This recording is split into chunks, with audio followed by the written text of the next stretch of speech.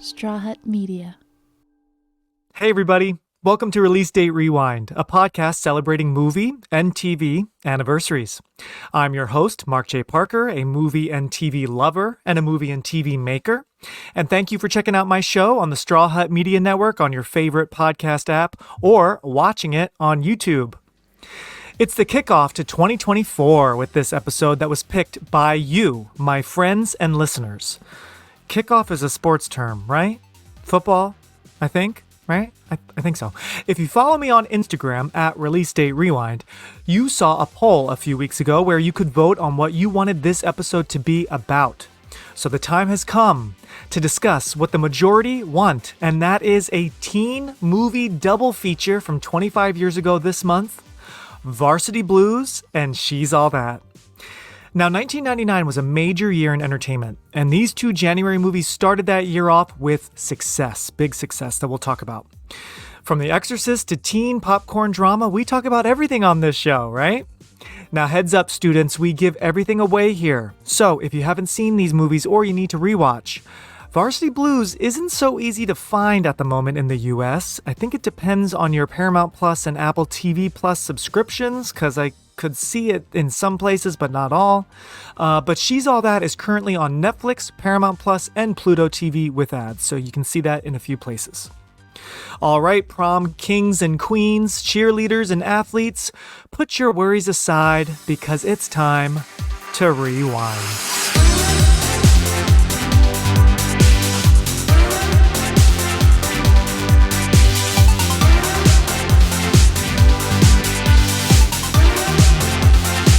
Okay, everybody, I am so excited to have two friends on the pod today. We are doing not only a January 99 double feature, but we are doing a Paul Walker double feature. He's in both of these movies, which is nice to see. Everybody, please welcome back Gaius Bowling from the Back to the Blockbuster podcast. Gaius, welcome back to Release Date Rewind. How you doing?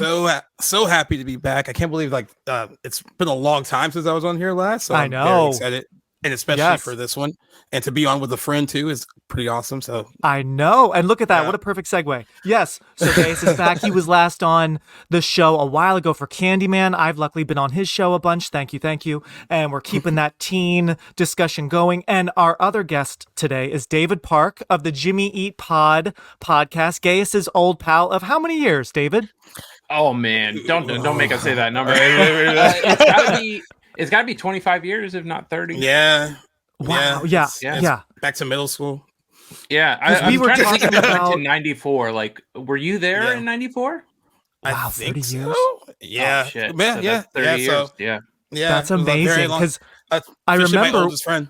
We were all on your show. Wow, oldest friend. I love that so much. I'm honored to have a little friend. Now, you guys are in the same city, so you must still see each other often? Nope. No, the last time we hung out was Halloween 40, right? Yeah, we went to the Pasadena 40th anniversary convention thing and together, and that was a lot of fun. But yeah, we're just really busy, and he's got kids and family. I'm still single and up to stuff, so it's a little different, but also just really busy too. I work a ton as well. Totally. So we're just all really busy. But I think not a week goes by that we don't communicate. Yeah, for sure. We're always either especially DMs or texts especially once the podcast stuff started, we communicated a lot more, and that's great. Yep. That made and we kind of reminisced on all these movies that we've been talking about lately, because in our wheelhouse, and we grew up with them, and I was like, whenever I get a podcast, 99, make an excuse to talk about these. Did we see these together? I don't know. I was going to ask. I would have been an awkward freshman, but probably you and I were still hanging enough that maybe we saw these together. I don't remember. I was trying to think about it, and I can't honestly remember. I think that we were still hanging out at that time.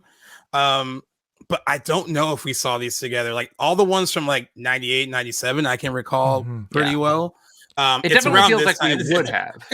Yeah. Well, I remember we were all on your show, Gaius. We were on Back to the Blockbuster for Scream 2. Sorry, I still am embarrassed that my mic was not plugged into my computer all the way, or Zoom didn't pick it up, so I'm the one that sounds awful on that episode. But that was a really fun discussion, and that's where I met David. We had known each other, Gaius. And yeah, I think, did you guys say you saw Scream 2 together? We did see that together. Yeah, there was a whole story. Yeah. Love it. But I wish I could remember these. Yeah, I would love to say that we did, but it also could be like a transitional period where like, I'm pretty sure I saw these at that Pacific Theater right by you. And so whether you were there or not, or what's now an ArcLight is it turning into something finally? So it was a Pacific Theaters and it was an ArcLight, and now it's bought by Cinema West, and they're going to open it in June or July. I just drove by it this past weekend, and I was like, oh man, it still has the ArcLight signage up. It's wild. Yeah. Oh, wow. It's like it's frozen in time right now. Yeah. So are there no more ArcLights at all? Did they like go under, or is it just that location? Went under. Oh, they were the Lexus of the Pacific Theater brand. Absolutely. So and the Pacific is gone. So unfortunately, okay. Now we have AMC. Yeah, I haven't been to Alamo Draft House, but I hear it's the closest because they don't show commercials like now. And Gaius, you go to the movies way more than me, but I just went to go see Wonka last month. There were commercials between the trailers, and it drove. I was like, "What the hell is it's happening so bad right now?" AMC has like a pre-show, and there's like 15 minutes of trailers, and then they have that stupid Nicole Kidman thing after that. So there's like a lot of pre-show. Before you're there for half an hour. It's like half an hour before the movie. I hate going to movies late now. Like, so when my brother's like, "Hey, we can go like 10," I'm like, "Oh no, that's not gonna work." I just saw until 10:30. Oh, exactly. Yeah. You don't even have to get there on time. On time means the commercials start. The trailers aren't even starting, right? I just saw Mean Girls. So it's funny that we're talking about teen movies that were number one 25 years ago, because here we are again with a teen movie at number one. I just saw Mean Girls at 4:00 on Thursday, and it was lovely. Very few people there, a couple kids, a couple like random people like me. 4:00 is like my jam. 10:00, that's a prime time. I can't go late anymore, right? Yeah, I was a begrudgingly old man when I got the screening email. They were like, "Oh, it's at 7:30." I was like, "7:30?" I was like really upset that it was so late.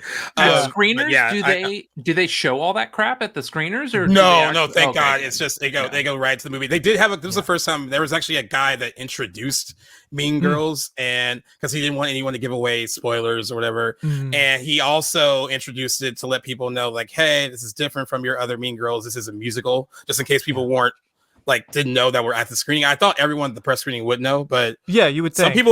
Some people seem surprised a little bit, but I don't know. They did it much like Wonka. These movies aren't really showing all the musical things, which I guess is working in their favor, but it's sort of strange because it's like, no, this is like a full-fledged musical, so why would you want to hide that? But okay, right? They just had the little music note in one of the and that's what the Paramount guy was like, we didn't want to explicitly let people know, so we put the little music note in there. Like, I mean, kind of your fault you didn't see it. right, exactly. Look at the logo, right? But so before we rewind to 99, since it's a new year, 2024, I wanted to ask you guys if you're comfortable telling everyone on air, what are your resolutions for 2024? David, do you have any? I want to see more movies. I've probably seen more of the Oscar contenders this year than I have in a long time. Mostly, like I said, because I have kids. Like, it's tough. Like, getting them to bed and then deciding. Like, last night we watched Oppenheimer. My wife didn't make it through Oppenheimer because we didn't start it until after the kids went to bed. Yeah. So I'm trying to be better about that. I run my own Plex server, so that keeps me at least up to date in terms of, like, I don't have to go to the theater. I can get a movie and put it there and watch it at home. But I want to be better about self-time. And part of that for me is going to the movies.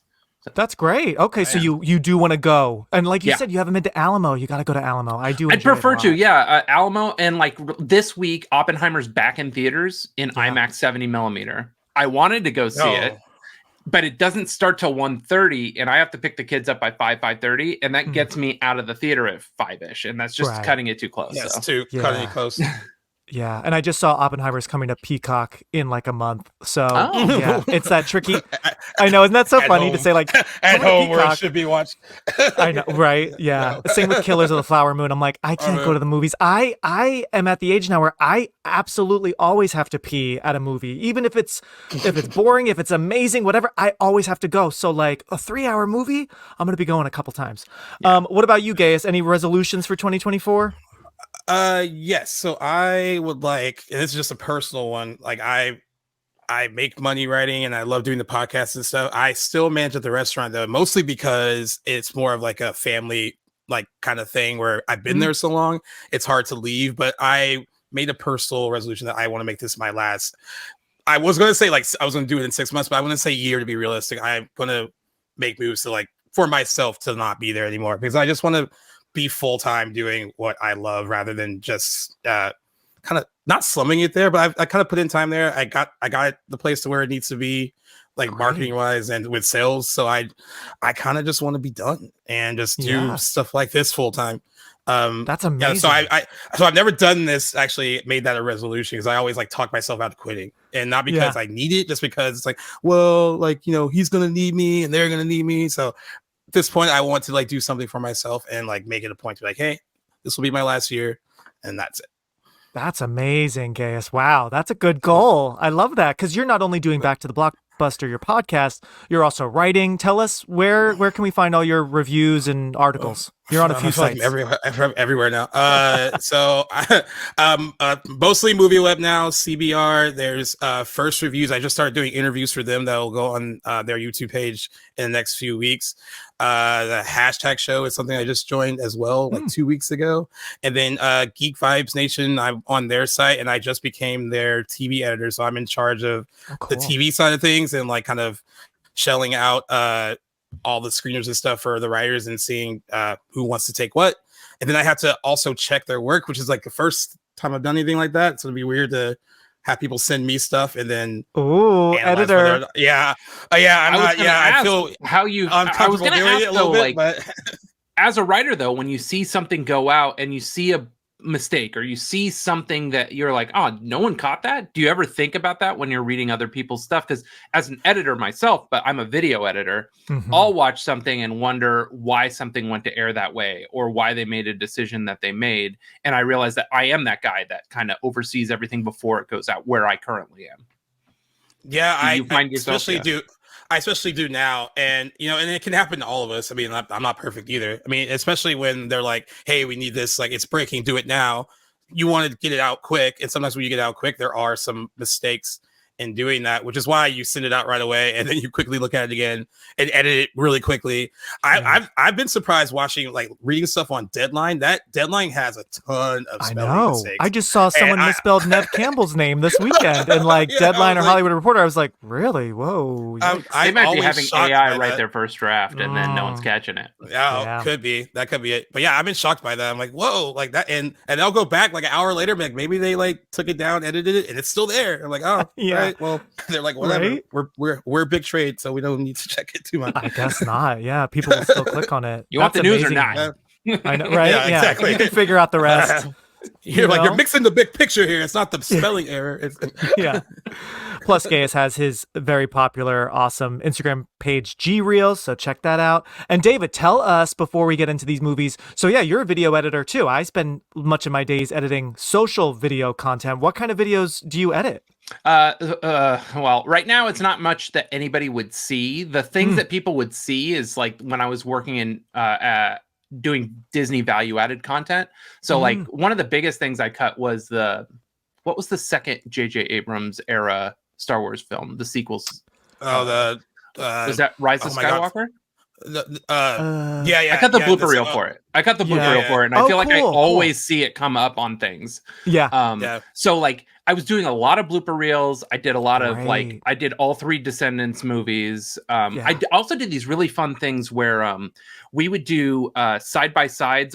They were called voice actor pieces or something like that, where we would go through all of the dailies of the voice actors from the Disney films. And when they were doing an anniversary for them, like when they re-released Aladdin, I went through 10 hours of Robin Williams stuff that no one's ever seen, but mostly looking for things I can match lip flap to. But in that, you get to see all the stuff that and you've probably heard, stories of that session being, he said stuff there's no way they'd ever put in the movie, but it gets him rolling, you know what I mean? So a lot of the stuff that is in the movie came from a run of 20 minutes of him riffing on a scene or something. So that was really fun. So that was the fun stuff. Now I'm doing corporate content for a tech startup. So me and a bunch of people who were furloughed during COVID basically created an in-house production company for this tech startup. So they don't have to hire an agency to do their content. They basically created one in-house. So that's what we do. So That's it's a lot great. of us creatives. It's a group of 10 of us that are ragtag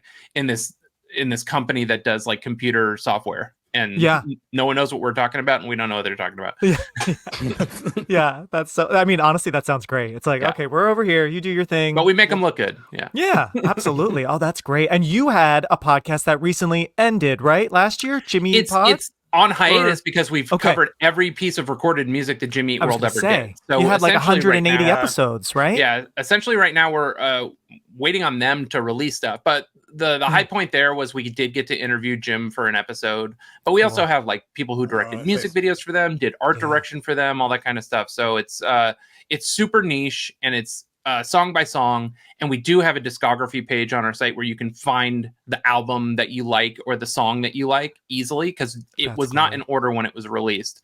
But that was like our big sort of thing. And what was nice was it had a finite number. There was a record released while we were doing it, so that kind of added to it. But we always knew it was going to be like March of 2023 is like kind of the end of the pod until they released more music, which is nice because it gave us a goal, and then it let us kind of rest on our laurels a little bit and wait for the band at this point. Yeah. So, now you can see what comes of it. Yeah, that's great. Was Jimmy Eat World? They were out in 99. They were out at this time. Did they have an album come out around this time? Do you know? Clarity came out, which was right before Bleed American, which is the big record. So like had the middle been out, it would have been definitely in She's All That and or Varsity Blues. But it wasn't. Oh my God. Their stuff on Clarity at this time really wouldn't have fit either of those movies. It wasn't mainstream enough yet. We'll be right back. In America, we have laws. And it's just accepted that as a member of American society, you will live by these laws. In West Canaan, Texas, there is another society which has its own laws. We woke up in the Twilight Zone. West Canaan, sex and football. That's all there is.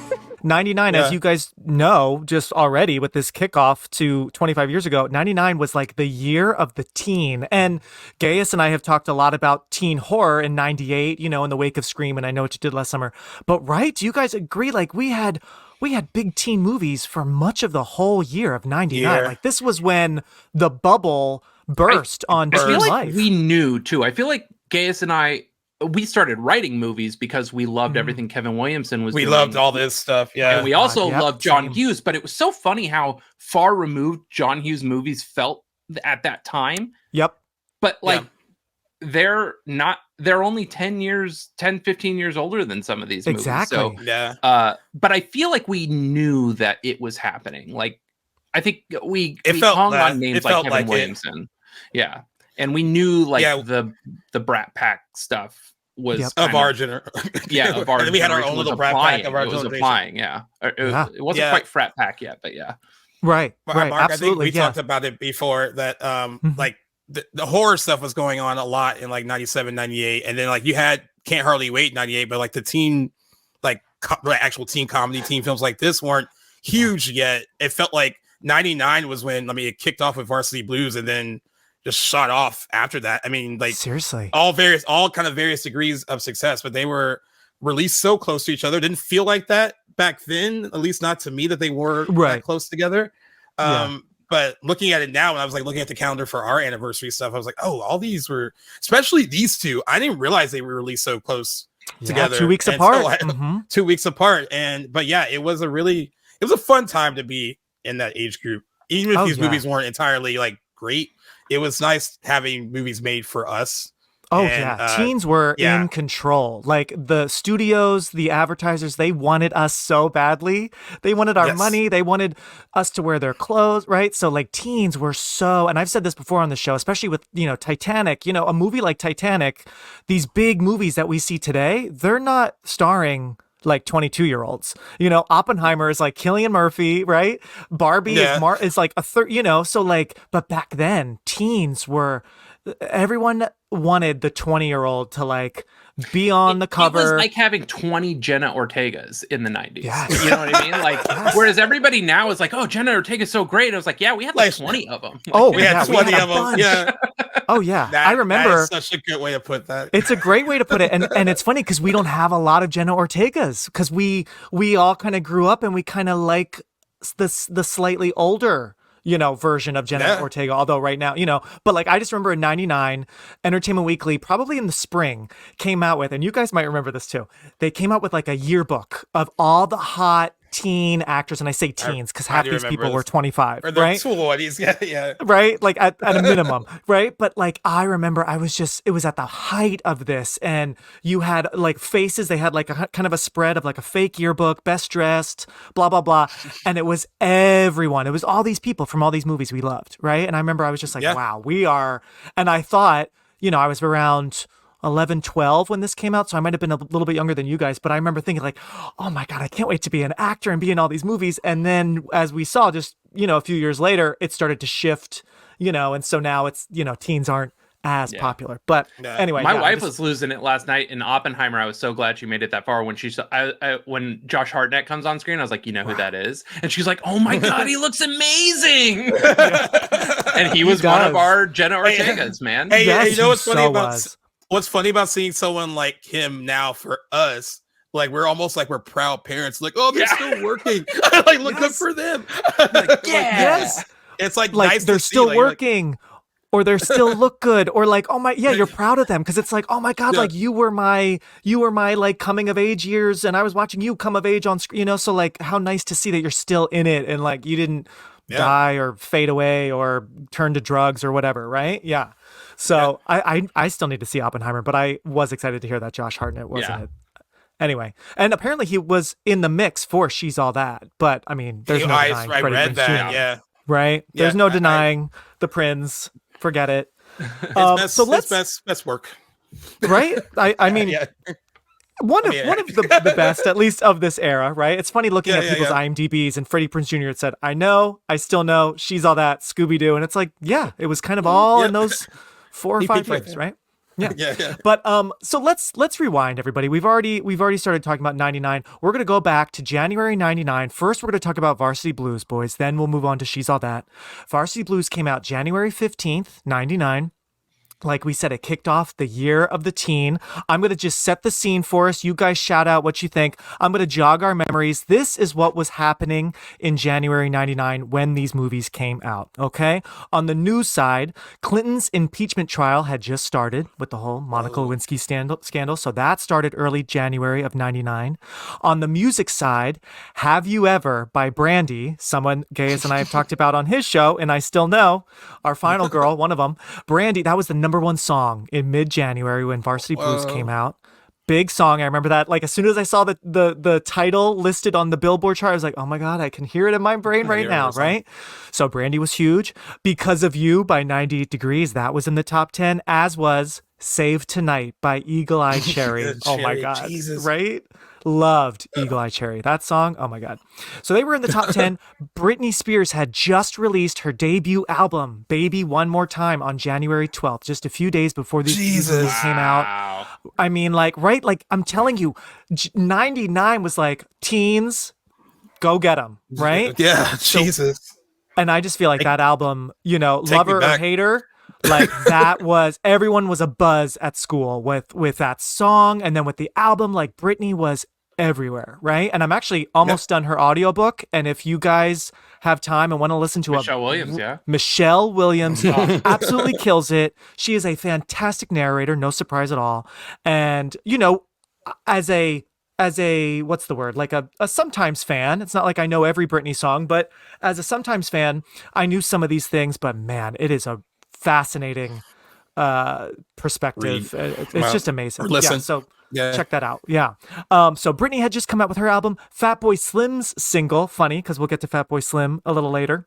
But his single Praise You was the number one in the UK at this time. It was just released in the US. His album You've Come a Long Way Baby, love that album, had come out a couple months prior. So he was really everywhere. And again, I mean, we could see his music in a lot of 1999 movies. Go. He was popping up on all these things, It's right? in Cruel Intentions as well, yeah. Cruel Crazy Intentions, absolutely. Yeah. Mm-hmm. And then we'll get to Rockefeller Jesus. Skank in a bit with She's All That very random choreo.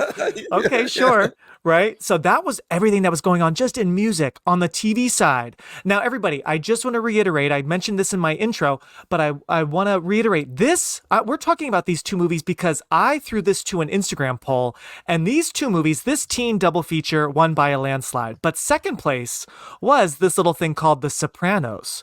Now, David, I saw you voted for this double feature, but Gaius voted for The Sopranos. So Gaius, I'm going to just throw it over to you for a second. 25 years ago, The Sopranos premiered. It premiered on HBO, of course, January 10th. I assume you watched it, you love it. Why'd you vote for The Sopranos? Do you love it? Well, one, I do love it. Two, I didn't want to be as obvious and pick the teen double feature. I would have loved talking about that.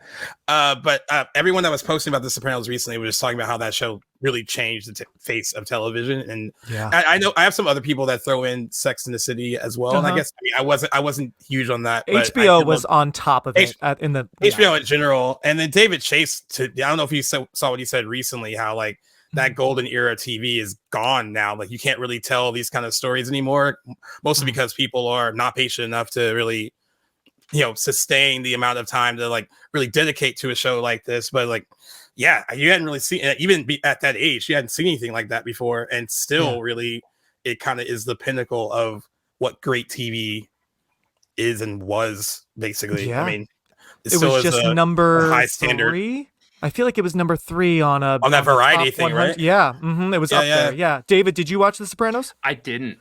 I was like, I used to dig my heels into the dumbest things.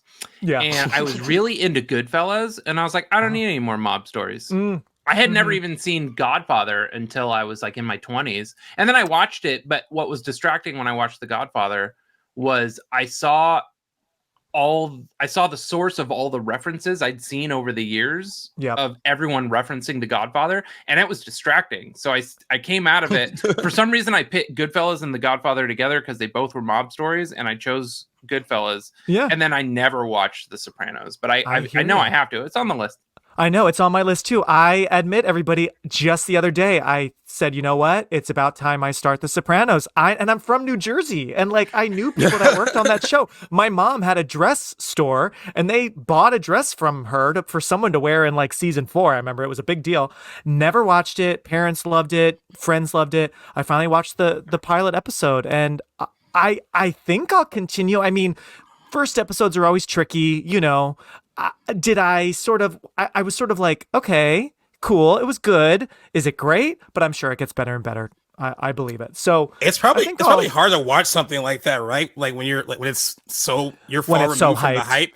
Yeah. That would be hard for me. I mean, that's why I'm worried about, because I've never watched Breaking Bad. I've never watched that either. So I'm very worried about getting into those and being wanting to feel like everyone else feels, and then just looking at them like, I know. That's why I feel like these like really hot popular shows, I feel like it's best if you can jump in like in the middle of airing, do that. Like I did that with Succession. I missed season 1, but then jumped in. Good. And like, oh my God, thank God I got into that. But it's a little tricky when you have 25 years of hype. But I'm just proud that all I can say is I finally watched the first episode. Lots of ducks in the pool. And I will continue. Maybe it'll be like a nightly thing, 1 episode each night. But The Sopranos was, as we know, huge. It had just started. Other TV stuff. Jon Stewart had just taken over The Daily Show. I believe it was Craig Kilborn. That's right. That was hosting it, before right? him. Yeah. And Stephen Colbert was on The Daily Show before Jon Stewart was. Oh, was he really? He was a correspondent before Jon Stewart took over. I was going to say, he wasn't hosting. He must have been a correspondent. Yeah, that's so cool. Wow. I know. Isn't it crazy? These guys are still around. I mean, Stephen Colbert is like more popular than ever, right? It's amazing. Yeah. So that was 25 years ago. Since we were talking about teens, I would be crazy to not bring up a show that I did watch. While everyone cool was watching The Sopranos, I was watching Zoe, Duncan, Jack, and Jane. With Selma Blair. Selma Blair. Yeah, I can't remember the other people. I can picture them, but I don't know their. Oh, I think I can picture Michael them too. Rosenbaum. Was Michael Rosenbaum? I on that think show? he was because they are friends. I mean, I think that's how they met too. I Yeah, know it think was he 4 on of that show. them, you know. But so I remember the little Selma promo Blair. of them like Oh walking my God, down David the street. Moscow is in that? Yeah. That's incredible. Yeah, and Did we get- Azura Sky. I know she was in 28 Days, the Sandra Bullock Yeah. rehab movie. Yeah, I remember she had a moment. Oh man, Omar Gooding from Wild and Crazy Kids. And then they renamed it to like Zoe ... Yes, like, for season 2. Like, yes. Season 2. Yeah. Great memory. They were like, okay, this is getting complicated, I guess, for people. I don't know. So, Yeah. And then it only lasted 2 seasons, but that had premiered in January 99. And for anyone who doesn't know out there, I've talked about Dawson's Creek on the show before. Selma Blair was like the number 2 choice for the Katie Holmes role. So at least she got her own WB show a year later, but you know. Yeah, so that was going on. Family Guy was about to premiere later in the month as well. That's crazy to me because that doesn't feel that old. It does not feel that old. I read that. I remember it had been off the air for a while before the fans have basically petitioned for it to come back, and then it came back and took off it like it did. It did crazy well on Cartoon Network too. That was another reason. Yeah, that's crazy. Ugh. Right? So old. I mean, I love these things, but then I feel like, ugh. I know. Sorry. I know. I feel like I'm just adding the wrinkles, but that's all right. Use a filter. And then one other TV thing, Siskel and Ebert, a show and critics that, you know, were obviously hugely popular, very influential. Gene Siskel, he had co-hosted his final episode of this month, and then he passed away the month after. There's a tie in there. Fun. Yeah, there's a tie with She's All That too. Yeah. Later. She's All That was his last one that he reviewed, right? That's right. Yeah. So that was a big deal for them, and I just remember, when he left, it was like, wait, Siskel and Ebert, like. And no one liked what Roper do we do? for a bit. Everyone was like Roper.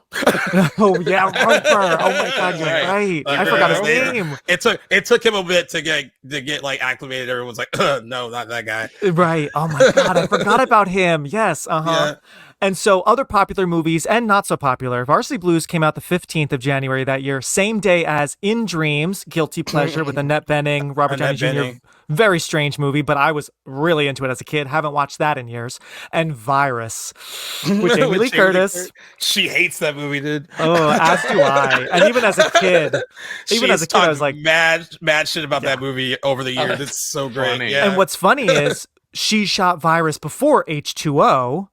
But H2O was pushed out faster. You know, the Weinsteins were trying to get obviously the anniversary. So, because I believe, story goes, she bumped into Kevin Williamson in North Carolina while she was making Virus and he was making Dawson's Creek. And then they got to talk about H2O, right? So there you go. Yeah. So those movies had come out the same day, obviously not nearly as popular as the #1 movie, Varsity Blues. Other popular movies, previous weeks, A Civil Action. I think that's with John Travolta. Yeah. Patch Adams with Robin Williams and You've Got Mail, which is one of my faves. I talked about that last month. Yeah.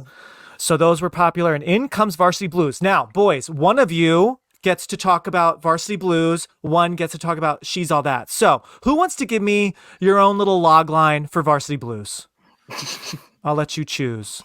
I just all I hear is Foo Fighters' Hero. Oh, like the drum, like Taylor Hawkins' drum intro to Hero. That's like the log line to Varsity Blues for me. and obviously the I Don't Want Your Life line. And oh my God, those two go hand in hand so well. I feel like every commercial had the song and had that line, right? Yeah, that line, yeah, for sure. I don't think there's really a loss here. I'll take Varsity Blues. If go for it, go for it. Rewatching in your own words, what happens? Okay, so you've got Dawson is playing football, but he's not the best, and Fast and Furious is the best, and then he gets hurt, and Dawson has to become the quarterback, and he's actually like not bad, but after everybody's making fun of him, saying, "Oh, he's going to be terrible," and he ends up being not bad, and then Reggie Ray is there, and and then. And then he tells him he doesn't want his life. It was kind of a trip how much of Varsity Blues I only secondhand remembered from Not Another Teen Movie. Both of these, I know, like both of these walked so Not Another Teen Movie could run. Right? And I realized coming away from both of these that while I enjoyed them, I think I thoroughly enjoyed Not Another Teen Movie more. Oh, absolutely. Amen. But it's fun. almost like I said, like being distracted watching The Godfather. However, I had seen these movies, realizing how much was from not another teen movie and which was actually from, like, there's even the show, it's in She's All That, where he looks at the photo of himself in the lobby of the school, and I didn't even remember that was an actual take from the fucking movie. Right, because they do that in Not Another Teen Movie, right? Yeah. Yep. And I remember that. And then he turns around to look at at a picture of him looking at a picture of himself, which is just the icing on the cake. I know. Yeah. But anyway, does it happen in high school? I mean, not in my high school. I don't know. No. There's not just pictures of the class president just like. No. Hey, Mark, let's roll! Woo! Lance, can I have your autograph? Right here? Tell you, these players are just running around flawless. Oh, my boy's too much trouble for you. Oh, no, Mox is the backup, who is kind of a bookworm. He's kind of dating that other girl, but not really. And he's dealing with insufferable becoming a star. And I think the general theme of somebody who bucks trends becoming a star all of a sudden and seeing it go to their head is an interesting character study. And, you know, I even think John Voight puts in a really good turn as that monstrous coach.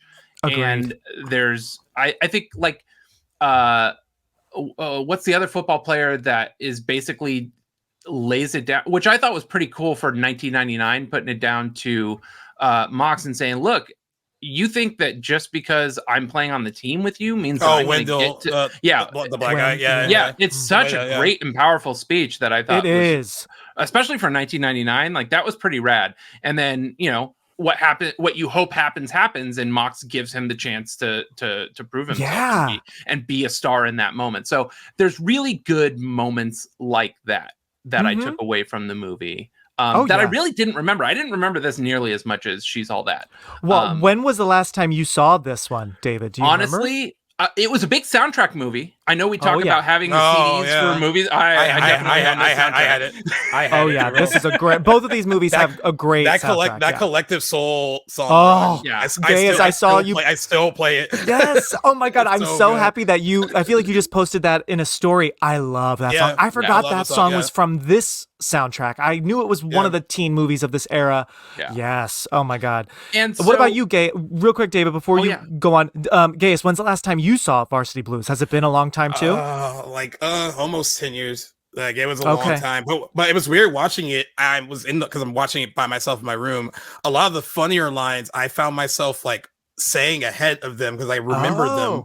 Like, I really remember them because like this was a movie that like in our group for a little bit we quoted a lot because it is It's weird. It's weird because like compared to most teen movies, it might not be viewed as the most quotable, but there are a lot of lines in it that are funny and that people kind of remember. And I found myself remembering them while I was watching it. Wow. And it was even like David, where some of the more serious stuff as an adult, I didn't really pay attention to at, watching it when I was younger.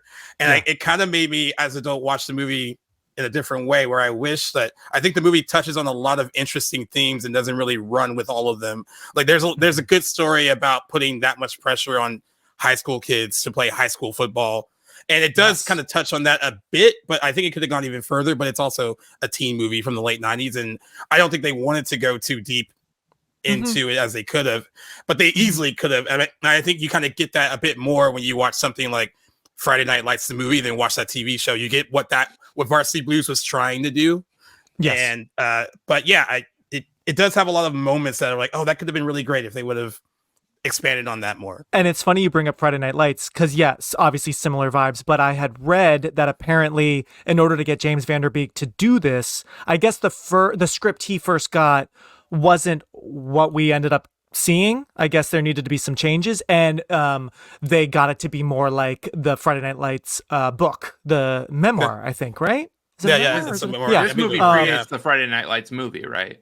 Yes, because the movie was maybe 2004. It was a couple years later, I believe, right? So yeah, they kind of got it closer to that, and then that's what I guess got him to sign the contract. But yeah, I'm the same way, boys. And it sounds like Gaius, you maybe have seen this more recently than me. I don't think I had seen this since 99 or 2000. I know I didn't go to the theater since it came to see out. this. Wow. Oh yeah, it's been years for me. Maybe I saw a little bit of it on TV, but it had been years. I forgot a lot of this. I have to say, 25 years later, in my 2024 goggles, I think it's actually a pretty good movie. It's better than I would have assumed, Just remember the highlights, mostly from Not Another Teen Movie, of course. But like, whereas She's All That I saw in theaters, had fond memories.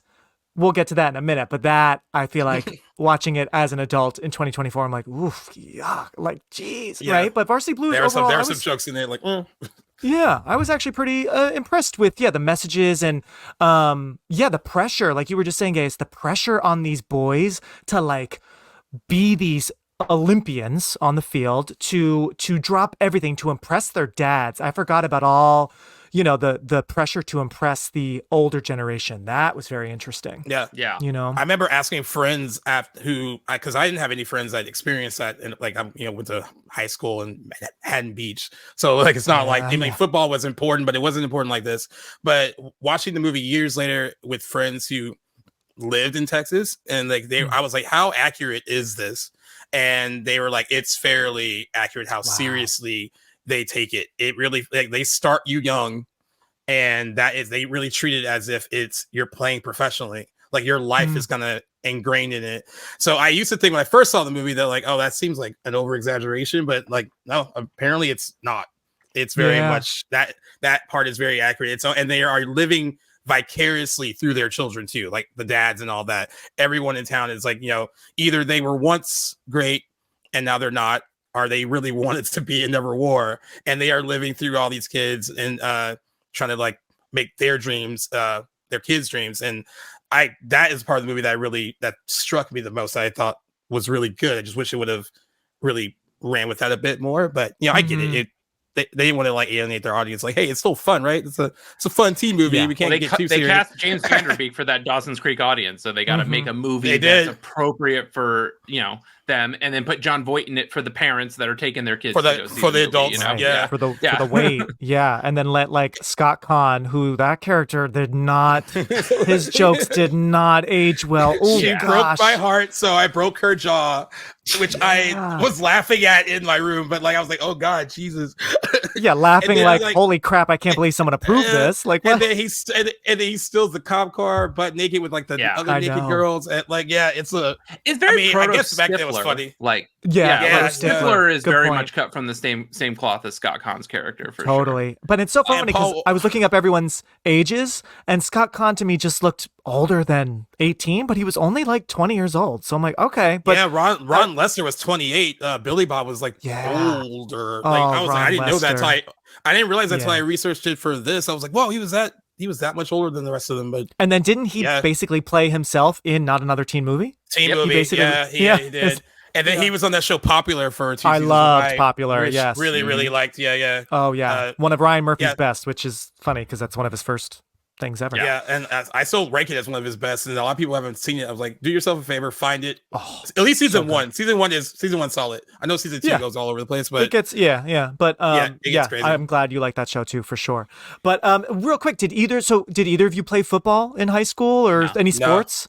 Yeah. No, I did not. So that part was also, so all of my sports stuff is vicariously through movies or just watching sports with my friends. So like it's like this whole, but I've seen friends who do play and they take it seriously, not as seriously as this. This was this seems like that was a crash course. There's no time to hang out with them unless you're also playing football with them. Like, there's no hanging at the mall or going to see movies with these people. And I didn't play sports. I was doing all the theater and I ran film club for a year. So I mean, like, it was so not my scene. I didn't like those guys. Like, we just stayed away. So I don't know. I mean, my town was a big football town. Homecoming, all that was big. I don't know if it was like this, but I mean, this was a lot of guys' focus in high school, I remember. So, I get that pressure and that like intimidation, at least a little bit from this movie for sure. We do things around here my way. You're going to be second string all your life, boy. Vaguely remembering the bikini scene, but not remembering the context, the whipped cream bikini scene. Right. And it being actually like a pretty shitty moment for Mox's character to be like he kind of knew what was going to happen, but it was kind of shitty for him because he was kind of dating the other girl, but then he's sort of starting to come into his like big-headedness of like, oh, like this could be my life.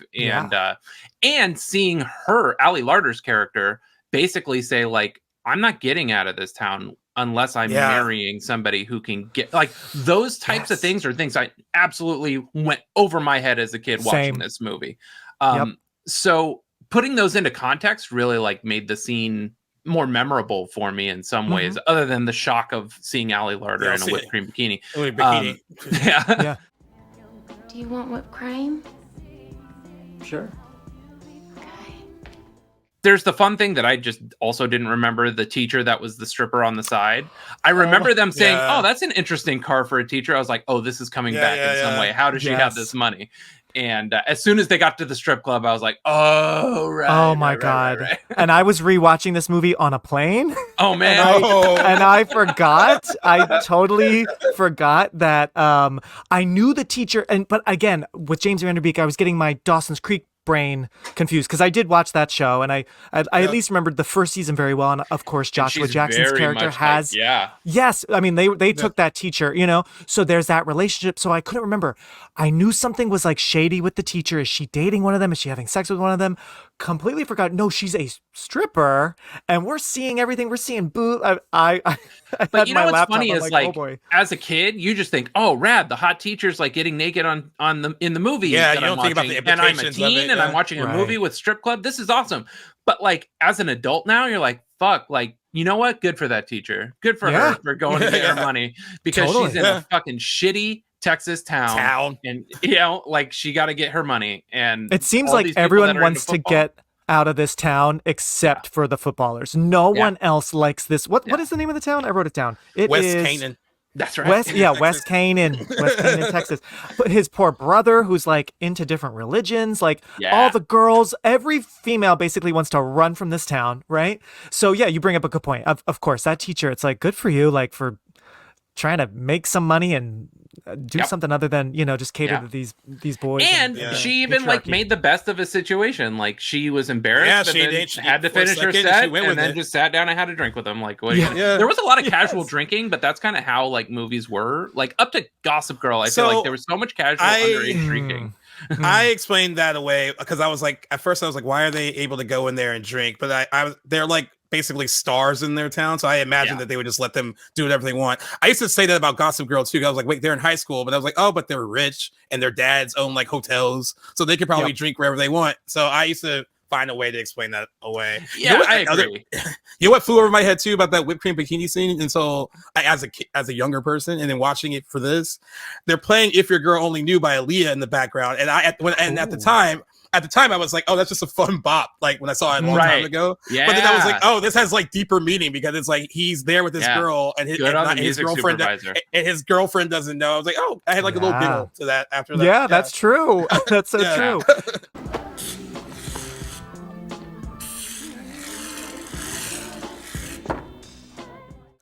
Speaking of the women, what do you think of Ali Larter and Amy Smart and their roles? Are they, you know, like Amy Smart to me rewatching this felt so Joey Potter, felt so Katie Holmes. She's insufferable. You know, and then Ali Larter is so memorable as this beautiful blonde cheerleader, and of course the whipped cream scene, which of course Chris Evans did more famously in Not Another Teen Movie. He won my poll. Gaius, I don't think you voted. Who did that better? Oh, you didn't see it. Okay, well now you have to tell, because I think David voted for Chris Evans. Who would you vote for? I probably who wore it better? They're both he wore it better. They're both pretty iconic though. Yeah, they're both pretty iconic. That's the thing. I do think, and shaving cream and not whipped cream, because apparently shaving cream. That's right.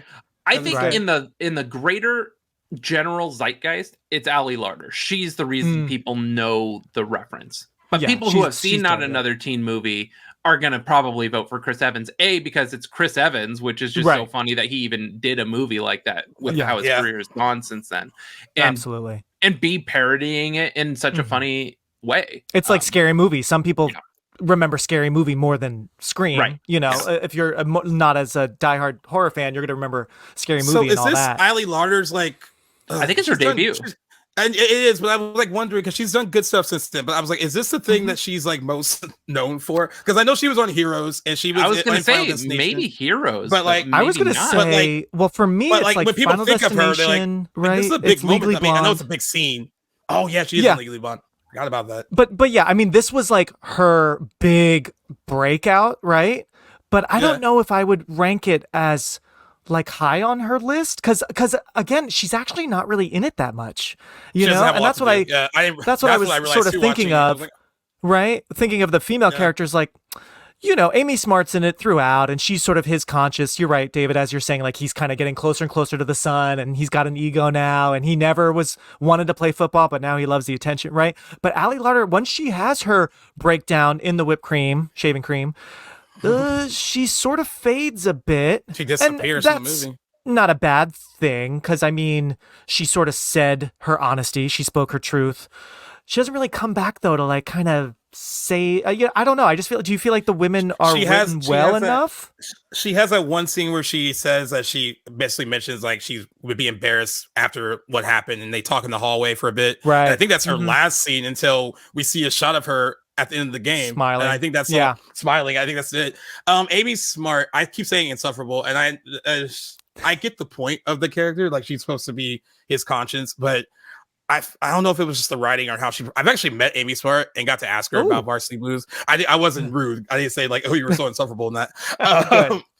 My friend Morgan actually knows her indirectly, but like she speaks very fondly of the movie. She loved doing it, but like I don't know if it's the writing of her. It was her. It could just be the way the role was written that she seems like more of a nag than like someone that's trying to guide him in the right direction. I think the problem is the writing. I think it's with her.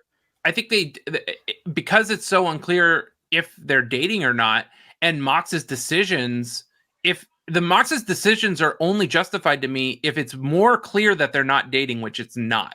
So then you've gone into a vague idea that maybe they're dating, or maybe they're very Dawson Joey and have just known each other their whole lives and figure they're going to end up together. But I wish they expanded on that more. Like there's the one scene where Mox is reading a book within the playbook, but you never get that he's a bookworm and that they have that in common. Nope. You assume it. And then that's true. You walk that fine line of, oh, well, I didn't want to treat the audience like they're idiots. Like they'll put it together. I'm like, yeah, but you could have done more probably. That's true. Yeah. A bit more. You're right, because we get that moment where he's reading and we can feel John Voight's, the coach is like anger. He's like, you know, who taught you how to read? He actually is very good. He is very good in this movie. He is a scary coach. Like, exactly. He slaps it, you know, and he says like, get the fuck off my team or whatever he says. But you're right. We never really make the bridge to like, okay, he's a bookworm. She works at like the local like kind of like drive-in soda shop, whatever, right? Yeah. You know, and she's not into this, but like, maybe like we don't really have many moments with the two of them together, like doing what they like to do together, reading or watching a movie, right? So it's interesting because the writer actually has surprisingly written some decent things. Peter Iliff, he's the screenwriter of this Varsity Blues. He had been a writer on Point Break with Keanu and Patrick Swayze, and Patriot Games with Harrison Ford. Wow. So I mean, you know, I was surprised that it's like, oh, you've written like some legit films, not just like teen or, you know. So it's interesting because I do feel like the women could have been a little bit more memorable other than just like their physicality. Yeah, you know? the eye candy. What the hell are you doing? Changing. Oh, come on, I'm wearing underwear. Does it really bother you? I can handle it. In the end, it's fun to see like the team come together and see Paul Walker's character like coach the team with no issue and all that stuff. And all of that like felt really good. But then Amy Smart runs in at the end and they're like kissing, and I'm like, well, no, I'm so mad I'm not misremembering that, right? Like, I'm like, wait, what? Like, everything's just okay. Like, you didn't give a shit about this, and he was an asshole to you. Like, it's kind of like, oh, so you also love that he's like. Not only does he kind of love being a football player now, like you kind of love it. Like, I agree. I think it would have. They still could have like ended it happily with the two of them, but less that more like we needed more scenes of them actually getting. I mean, like you said, like more of them having things in common, them showing that they had things in common, where it felt like their relationship was, a lot of it was antagonistic. And like most of it on her part, but I am going to go with David and think that it was the writing for the character, not so much Amy Smart. It was just the way that the character was written. And they for didn't all really the have things a lot that Mox as a character loses in the film, I never feel like he's lost her. Yeah. And so in the end, getting her back is more confusing than anything. Is maybe what's missing. I do love when he gives that sound bite to the reporter dude that comes up to talk to them, and it's like the cheesiest fucking sound bite, and she's like looking at him like, "Are you serious?" I do love that scene. Yeah, and doesn't she like really like hit him with something, his helmet or something? Yeah, something like that. He's like, "What?" Right? Yeah, it was great. Only way we're going back out in the fields without you. Kilmer said 48 minutes, the next 48 years of our lives. I say we go out there and we'll leave it all out on the field. We got the rest of our lives to be mediocre, but we have the opportunity to play like gods. Let's be heroes. I want to ask, what do you think of James Van Der Beek in this role? Because, you know, he ended up winning like breakthrough performance at the MTV Movie Awards that year, right? And he was winning awards. He was very famous from Dawson's Creek, very different role. He dyed his hair, he gained weight. I mean, I actually, rewatching it years later, I think he's pretty captivating. I'm sure there probably would have been someone better, but what'd you think? Here's what I thought of him while watching it again. I remember at the time when these kind of movies are coming out, like, oh, he has to dye his hair like dark because, like, you know, we know him as blonde Dawson, all that. So he did all the things that he needed to do to be like, oh, this is not Dawson. Like, I'm playing someone different. But being so far removed from that, watching it now, he is good in the movie. I mean, I think the best thing that he's done is the Rules of Attraction. That's like my favorite thing that he's done post, like, you know, Dawson's Creek. But he's actually pretty solid here. And like what I will say about him and even some of the other guys, I thought against John Voight, they hold their own. I mean, John Voight is still overpowers them in a lot of those scenes, but they are in sync with him the entire time. And I don't think I never got the impression like, oh, like you are pretty weak in the scene compared to him. Like you could tell that maybe they brought their A game because they knew that he was too. And that's the impression I got watching it from this. So yeah, I enjoyed him, and I also was really impressed with how likable Paul Walker was. I know we didn't talk about him much, but like he could so easily been an asshole that you hated. Yeah. Well, like, he saved that for She's All That, right? Yeah, he did. Yeah. Right. But yeah, I thought James Van Der Beek was solid. Yeah, I thought he was good. Yeah. And I agree. I think I needed the palate cleanser of being removed from Dawson's Creek. At the time, I was probably distracted and saying, oh, it's weird that he's like so different in this movie. And I probably thought that the whole time. Being this far removed and like, you know, I've watched Dawson's Creek here and there over the years, but not religiously enough to be distracted by this. I watched it and said, no, this was a great performance. I thought he did a really good job. And I think like you said, John Voight being on that set was probably like the kick in the butt for everybody. You disobey me, and I will bury you. I know about your scholarship to Brown. And I'll bet he was great with them. You know what I mean? Like, I don't know what the production was like, but they probably went off for a week together and like hung out as kids to be a team. And then, you know, or maybe they kept John Voight away from them to that would be another interesting thing, because some people like to do that where they don't want to, like, John Voight wouldn't want to be like friends with them. To kind he is such a good villain in this movie, guys. It's like so very good. I had forgotten how, man, and maybe I already, you know, am intimidated by like coaches because I wasn't a sports kid, like, so already I'm like, ugh. But wow, he is vicious. He has a line where he's like, "You're the damn dumbest smart person I know," and I was like, "Yeah, that's right." Like, that's so good. That was very. It reminded me of Forrest Gump. God damn it, Gump! You must have an IQ of 160. I did want to ask you guys really quick, like, what do you think qualifies for a like cult film? Because I was reading about this movie. This movie did well when it came out. It like, against its budget, it made money, but almost every like kind of retrospective piece I looked up called it a cult film. They said it's gained a cult following since it came out, and I've never really thought of it as one. I thought it came out, did well. And, I would say something you can go and see a Saturday night screening at the New Beverly would and I've never, and I don't think they've ever shown. I think this happened. Yeah. There also weren't a lot of posts for this on its 25th anniversary that I saw. Like, I was looking for a lot of people like posting about it, and there weren't a ton. It's definitely, really. I feel like, one of the quieter 1999 teen movies. You know, when you think of the long list of this era, even though this is memorable, I feel like people just put their attention on, other contemporary films. The three big things to pull away from it is Billy Bob as a character, and the CTE portion of the whole thing. I Don't Want Your Life and the Whipped Cream Bikini. Those three things were insanely iconic for the era as a whole. Oh yeah. Most people might not remember what movies from, but I honestly think they would. But I don't know if many people are revisiting the movie. I think it existed for those things, and people just know it. Maybe 20 more years needs to go by before people stop. But also, this was an MTV Films movie, and this was only one of their earlier ones. I think they had done Beavis and Butthead Do America, which came out, I believe, the same day as Cigarettes, Scream. right? Was that? I think they did. Oh, was that MTV? I do like 200 Cigarettes. I know that came out around this time as well. But so I mean, maybe because this was so sent to us, on TRL commercials, and like it was such a pop culture movie of that time, that I could see why some might think it's a cult movie. But no, I agree with what you're saying, David. Like I feel like it was number one for 2 weeks in a row. It's not really. I wouldn't say it's a cult movie. I think it's just a lesser loved movie that actually is pretty good of the class of '99. Yeah, yes, that's right. Yeah. This is your opportunity. For you, playing football at West Canaan may have been the opportunity of your lifetime, but I don't want your life. Now, before we move on, I want to hear from each of you. Please give me the iconic line, "I don't want your laugh." David, you go first in your best Texas accent. I don't want your life. Oh, Jesus. Good. Okay, Gaius, your turn.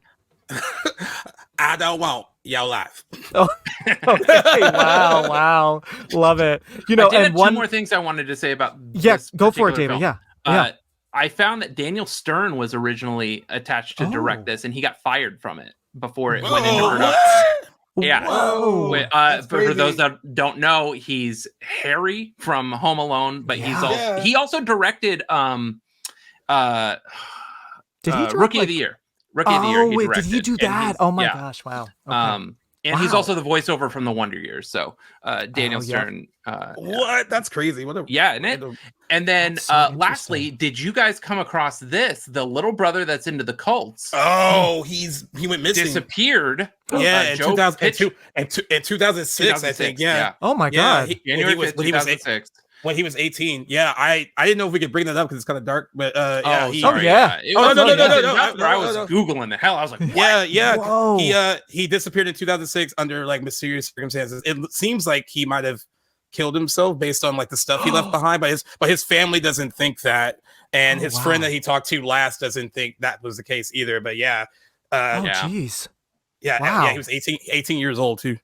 I had no idea. That's so he had weird. Sort of left the business to go back to school, was up at home in Bellingham, Washington, was hanging out till 4 a.m. with some friends. And then the next day they found his car in town. And like a note about like how he wanted to be better. Wanted to be a better brother or something. Wanted to be a better brother and like all this other stuff. Geez. Yeah. So that's why his family doesn't think like the note he left was like a suicide note. They think it's more of like his sister, I guess I read, said that she thinks that he was too embarrassed to like even come back home, that he left and was like, I'm too embarrassed to come home, and that's what they think. But families in those situations, they pull whatever they need to when they're. But yeah, like I remember that story actually got some kind of national news when it happened in 2006 because they associated him with Varsity Blues, and I guess he was in like 2 Beethoven movies as well. He was a child actor, and he kind of stopped, and like David said, he was going to get back into it, but yeah. Ugh. Wow, I did not know. It was just shocking and something that like I was like, wait, what? Yeah, it's so random and wild. Wow. And not even like, oh, he was murdered or he died, been missing for 18 years. Yeah. So, Well, I mean, it's crazy to think too. With that situation, Ron Lester passed away, I think in 2016. Of course, Paul Walker. Like, every time I watch a Paul Walker movie, whether it was this, whether it was She's All That, Fast and Furious, he feels so alive. And he's a great actor. Like, and I don't think I paid it. I think I kind of dumped him down to like just good looks while he was alive, and just like, I don't think, he's okay, like whatever. But like watching his stuff post him passing away, he was a lot better than I think people give him credit for, myself included. I think I have about that a lot with River Phoenix too. Every time I see River Phoenix and something, I just watched Stand By Me last month, and I was just so like, God good. damn! Like, what an incredible actor. Yeah. But yeah. Absolutely. Yeah. And especially comparing these movies and how Paul Walker is so different. And you know, like, he's leading man, he's sidekick, he's asshole, he's hero. Like, he really, and he's beautiful. I was lying in bed last night. And I drifted off to sleep, and I had a dream that we were beating Bangville 14-3. But before we move on, I also wanted to say James Van Der Beek did have to audition 3 times for this role, even though he was leading a very famous TV show, Dawson's Creek, and was on the cover of TV Guide. He apparently overheard a producer say, this is this year's guy of 1998. When the movie comes out, is he going to be last year's guy or the guy of 1999? So it's interesting how he still really had to prove himself because, you know, when you play such a kind of Dawson's so specific kind of role. Yeah. He's so gee whiz.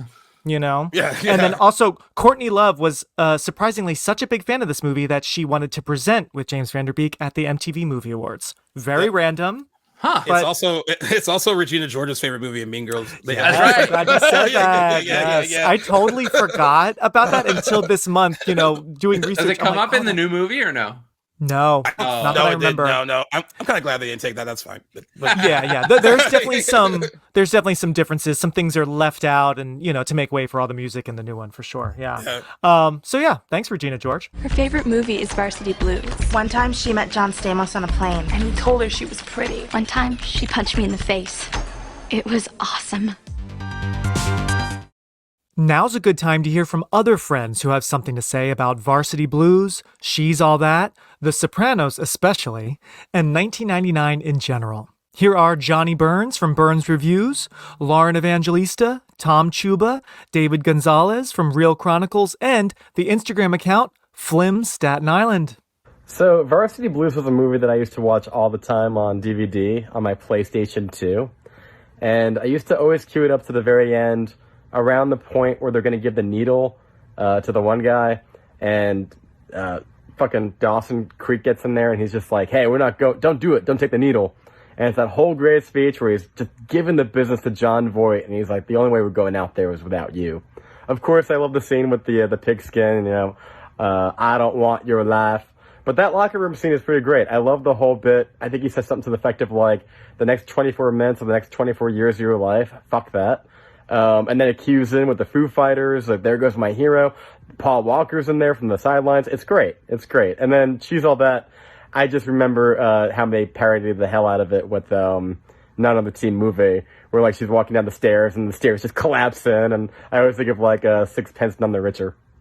What's up, Mark and Release Date Rewind? This is Lauren. I have been on the show most recently to talk about Mrs. Doubtfire, among other wonderful films, lots of rom-com. But today I want to shout out a more serious prestige TV drama, The Sopranos, for its 25th anniversary. I can't believe that it's 25 years old. I am a late comer to The Sopranos. Funny enough, I decided to watch it as my late pregnancy, early postpartum watch, which is weirdly a great time to start binge watching a show. And my biggest takeaway about watching The Sopranos now, never having seen it before, is you really can see in the writing and in the style and in the edginess, this show had to walk for so many other favorites in the last 25 years to run. This show really started it all for prestige television. And, you know, Tony Soprano is definitely the king of anti-hero characters. I mean, he really started it all. Rest in peace, James Gandolfini. I love the theme song. There's not many that I'm going to sit through and watch. I'm usually a skip intro girl, but not for The Sopranos. Gotta have that theme song, you know, gotta have the blue moon in my eye. And I really appreciate how much they enrich the lives of so many secondary characters. I truly love so many of the minor characters, people who maybe had storylines for a season or two. I'm shouting you out, Furio. I'm shouting you out, Vito. Hey guys, Tom here with my hot take on Sopranos. So, of course, I'm a huge fan. I'd have to be as an Italian boy from New Jersey, from northern New Jersey. Literally grew up, I don't know, 15 minutes away from West Caldwell, where they filmed The Sopranos house. And anytime somebody would die on the series, we would know ahead of time someone was going to die because they would use the funeral home in my town to film. I don't think there has been a show that changed the landscape as much as The Sopranos did. And not just because I'm a Jersey kid and I've been to a lot of the locations that Sopranos was shot in.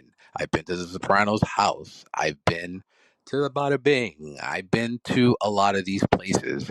It just changed the landscape of how television was done. Not only that, I think Tony Soprano is probably the most complex and best television character of all time. We can look at the Walter Whites of the world, the Sauls, the Goodmans of the world, and we can thank Tony Soprano for existing. Carmela Soprano is one, if not my favorite female character on a television drama of all time. The show continues to impress as I'm currently rewatching that it has aged like fine wine. And I think as the show celebrates 25 years, I think it continues to be the standard of what television dramas and television shows should be. And I think that this finale is also one of the best television show finales of all time. Happy anniversary to one of the best from David at the Cinematic Reel. 1999 might have been the best year in recorded history. Right about now, we are moving over to She's All That. Okay, 2 weeks later, She's All That, another #1 movie. Zach Seiler had it all. How's it going, man? President of his class, captain of the team, and dating the most popular girl in school until she went on spring break. This was now part of the Weinsteins, Miramax, all that. So, Gaius, I'll throw it over to you. In your own words, what's the log line for She's All That? Major wiggage. That's a good one. I was like, who talks like that? No one ever talks like that. I love it. And you want me to describe the movie? I feel like in your own words, if I'm the executive, pitch me. What's your idea for She's All That? What's this movie about? All right. So Fred from Scooby-Doo is dating a Daphne. And it turns out his Daphne has gone off with a Shaggy. I mean, literally, he played Shaggy in Scooby-Doo.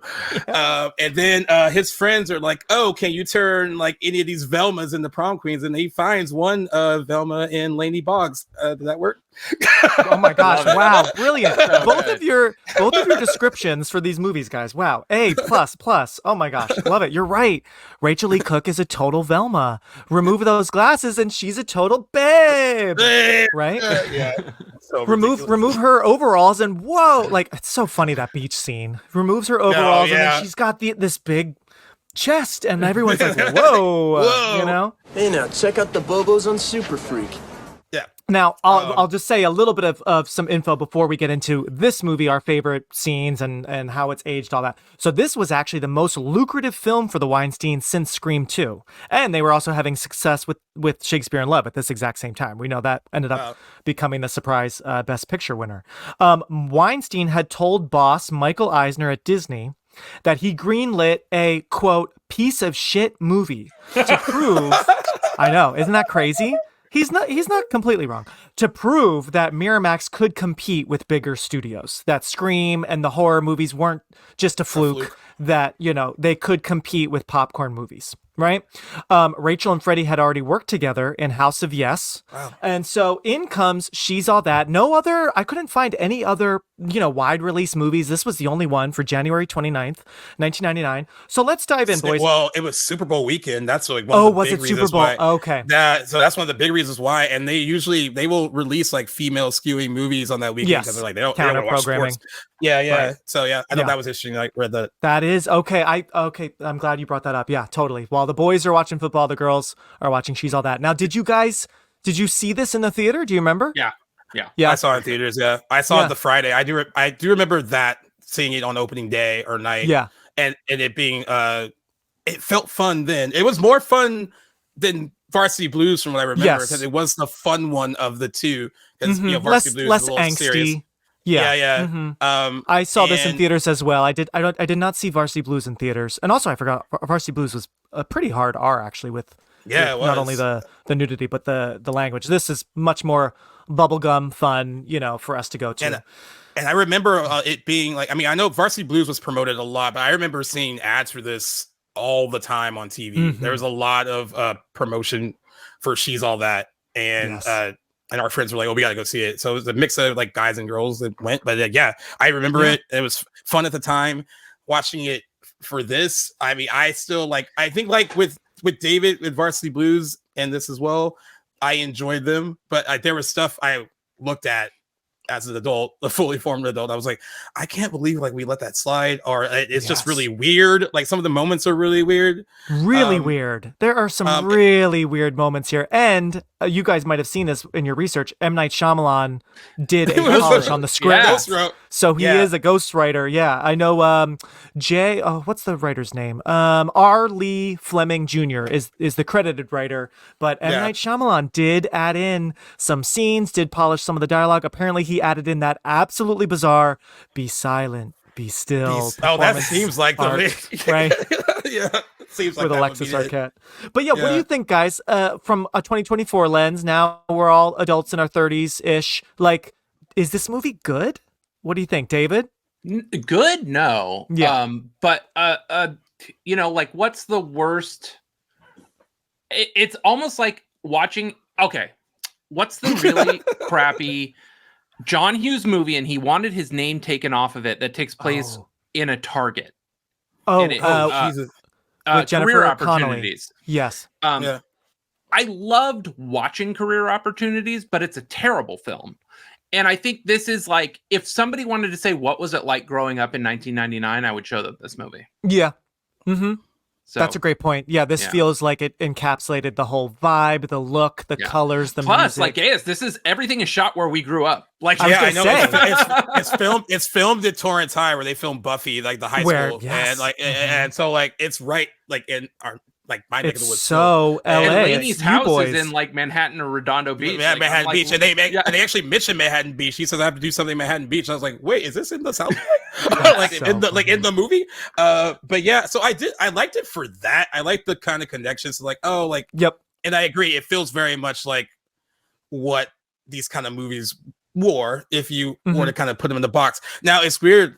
25 years ago when this came out, or maybe even a few years after that, I probably would have included it in the pantheon of good teen movies from this era, and I don't know if I would today. I wouldn't if I had to list some off. I don't even know if I would top 5 it. I like the parts more than the sum. Yeah, there's a lot of moments that are funny. There's some really funny lines. I was also working while watching it, and there is that line where Joey Little Keith just goes, "Jump up my ass, Zach," and he's been there, done that. And I was know. Whoa! I was like, I know. I turned away from my monitor, what? I was like, are you implying that you've done butt stuff with her already? Yes. in high school? Zach, hey, Brock will be back in a minute. I can get you an introduction. Or maybe an autograph. No, that's okay. I'm into it. I saw him on a rerun last night. He had his own toenail clippings for $10. Very impressive. Jump up my ass, Zach. I've been there. Done that. They have. I know. I wrote that down too, and I was like, funny line. Oh, whoa. He totally, record scratch. Whoa, okay. Freaky, and it's such a good delivery from both of them. And I want to say too, because I think on my show when we've talked about I Know and I Still Know, I think with Mark, we've compared to the other cast members, we've been like, oh, Freddie Prinze Jr. seems weaker than his other castmates. But in this, he feels like he came into his own and was really, really solid as a leading. Oh yeah, he's a star. In this. He was. He's really funny and charismatic, and super he has really cute. good. Really good chemistry charming. with Rachel Leigh Cook. They have really good chemistry together. I actually like their stuff together. Yeah, she's really good. I forgot how good she is. It's almost like she's in a different movie, where she's well, I'm taking this a bit more seriously. But but I was impressed by them, and I liked some of the moments. It was just some of it didn't all add up. I did love how they made fun of the real world. I like some of that was pretty funny. Oh my gosh, brilliant! That is so funny. I'm Brock Hudson. Brock is from the real world, like the TV show, okay? But they kicked him out of the house. And it is funny to watch, like, pinpoint all these stars that are in it. Like, So Kieran Culkin's many- in it. Like, Kieran Culkin, who just won an Emmy and Golden Globe and Critics' Choice Award, Excellent is actor. in this movie. Yeah, and like Anna Paquin, you know, for funsies. So who's the lucky rebound girl? She kind of blew me off. I like her already. Was this some kind of new dork outreach program? Find out where she hangs out, what she does for fun. Another Heroes cast member, Milo Ventimiglia, is in it. He goes and cleans her house as one of the soccer JV guys. Oh, Yeah. yes. He has no lines, right? He's just like a glorified He's just extra. Yeah, just an extra. Yeah. Isn't that so and funny? Then Gabrielle Union like solidified Mhm. herself as the black friend in these movies. Like she's Totally, she's 'cause she's in this and 10 Things I Hate About You as well. Mhm. And you know, of course we see her again and Bring It On. Mhm. Little Kim's there for some reason. Now I still don't know. we got to talk about because we have to talk about the addition of Lil' Kim and Usher. And Gaius and I just talked about Usher in The Faculty, and I completely forgot Clea Duvall is in this is movie also in this. Yeah. as like I just feel so bad for Lainey. First of all, the name Lainey. Oof. Hey, Lainey. It is Lainey, right? Yeah. Yikes, that just makes me cringe. Her parents did her no favors. Her parents did her no favors. But like Lainey has like Jodie Lynn O'Keefe, who much like John Voight scares me. Jodie Lynn O'Keefe scares me in this movie, Taylor. Yeah. She's got her. She's got Matthew Lillard doing crazy things. She's got these other bullies, and she even has the art freaks are bullying her. Clea Duvall's telling her to kill herself. Kill herself. Wild. Yeah, Wild. that threw me off, and I was As like, a parent, I was like, "Oh my fucking god!" yeah. And people in high school did do that shit. Like, that was not. And then I was like, who wrote that? And then who let that pass? Like, it's such a weird line. I mean, but like we talked about that when we talked about like Can't Hardly Wait. There's like random stuff in that movie where it's like, oh, that's I can't believe what we thought was we got it passed back then. Yeah. These movies are so light and it's a fun, easy breezy watch. But yeah, every now and then there's like a killer line that's like, oh, that took it too far, you know? Yeah. But yeah, let's talk about Usher is so random as like the school DJ. Did you guys have a school DJ? I mean, we did not have a DJ, but what I'll say is like, in the context of this film and this celebrity movie high school, it made sense. I had no questions about it at all. Like I never questioned. Because like I remember on 90210, didn't they have a radio station on 90210? They did, they actually had one. So like I bought it. I didn't buy the whole like, oh, I taught you this like dance to do at prom, and I know that dance. It felt like how come my school's not like this? That's what it felt like like. a little bit. I think that's what I thought when I saw the movie. I was like, even though Maricosta was, I was gonna say Maricosta is the closest to this school. It was nice. It possibly be. It was nice, but we didn't have like a school DJ, and he makes sense, and he was super popular at the time, right? But Little Kim, I don't even know how Little Kim like. She was okay though. But she doesn't even look like her. She doesn't even look like herself, though. It was wild. Like I was like, "Where is she?" Oh, I know. It's so random. And I remember as a kid being like, "Wait, so that's Lil' Kim?" Like you see her name, we knew about it, right? Of course, like they promoted her, but it's like she doesn't even really look like herself. She truly does not have much to do at all. Like she has like maybe 5 lines in the whole 90 minutes, right? Yeah. And she's not really bitchy. She's not really nice. It's so weird. Like I almost feel like Lil' Kim won a contest to be in the movie or something. Do you know? Like it's so like we the girl from Popular. I'm blanking on her name now. The really skinny Tamara one. Mello. Yes, she's pretty vicious, right? Yeah. Gabrielle Union kind of walks the line of kind of mean girl, but also cool and nice and friendly, right? But Lil' Kim, it's like, what you doing here, girl? It's so random. Yeah, it's so random. I was just like, I was gonna say she's at least in a lot of group scenes. The beach, the volleyball scene, all that. So what about you, Lainey? No, I don't think so. Is your name Lainey? No, thank God. No offense. None taken. It's just I've seen you in gym class. You run like a girl. I am a girl. You know what I mean. Obviously, I don't. Usher really is not in any scenes with anyone that I almost got the vibe he recorded his stuff. So I know later? that his stuff during the dance was added after the fact. Yes, because the they dance. were like, this is too weird. Like, what is happening with this dance scene in the middle of nowhere? So they shot his inserts. Okay. But everything else he's in is in one set at the radio station. So it's possible. I didn't see anybody say anything about that, but his stuff might have been shot on 1 or 2 days, one at Right? the dance set and one at the radio set. Because like the dance stuff wasn't even scripted at first. They had more time to like add it in, which I mean, it's random, but like even watching it as an adult, I felt good about it. I was like, you know what, man, Fall Out Boy made a whole music video. That's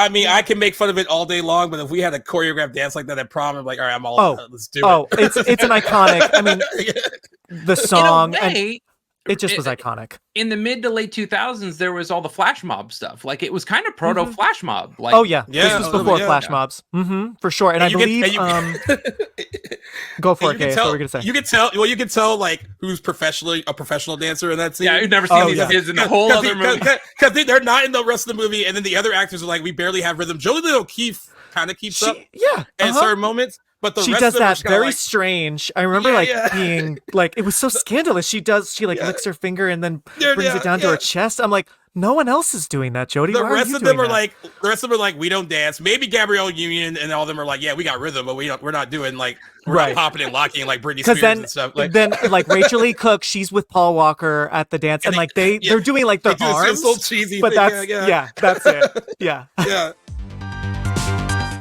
My condolences go out to Zach, who got dissed and dismissed by his magically delicious girlfriend. In order to save his reputation, he's taken on an impossible bet. I'll pick the girl, and you got 6 weeks to turn her into the prom queen. Gentlemen, we have a winner.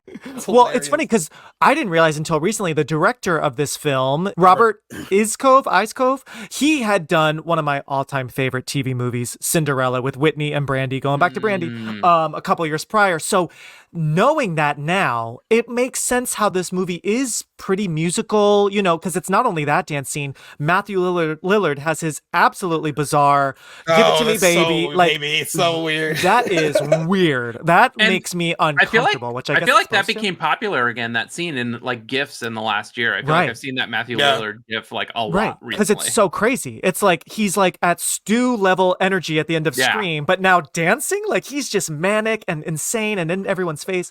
So I mean, now knowing who the director is, it makes sense that the movie does have this musicality to it, but it's just so random.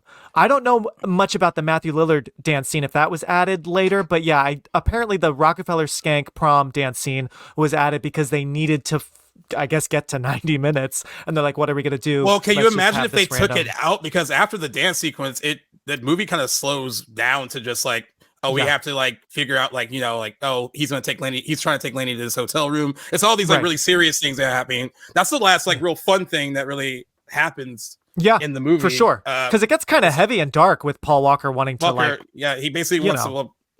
I'm assuming assault her. I mean, I don't want to. I guess that's like that's what it seems like it's gonna happen. Yeah, she tells us at the end she had to use the foghorn in his ear, for him to get away. So it's pretty awful. He's a creep, but I do love when they're walking up on the beach and he when he sees her, he just goes, "Media girl is lost it here." And, like it's just it's so douchey and so he's really good for him. Yeah, he's so good as now a completely different character, and he also looks different. I feel like it's funny. He looks heavier and he's heavier. He gained weight. When you would think actually because they play soccer and she's all that, you would think he'd be bulkier in Varsity Blues and for football. And I would imagine that I wonder how close together they filmed because like they would have to be they would have to be in development like pretty close to each other. Pretty close, right? Shot close to each other. They shot it August to September of '98. She's all that. Wow, that is not much time to finish it for January. It around, man. I mean, there's no VFX shots in that movie. right. But the Weinsteins really pushed people because I remember, Scream 2 that was shot only a few months really before its release. So wow, they really push people. But what else do you guys like? I have to just give a shout out to Jodie Lynn O'Keefe as we're thinking of favorite moments or not so favorite moments. She has some great lines.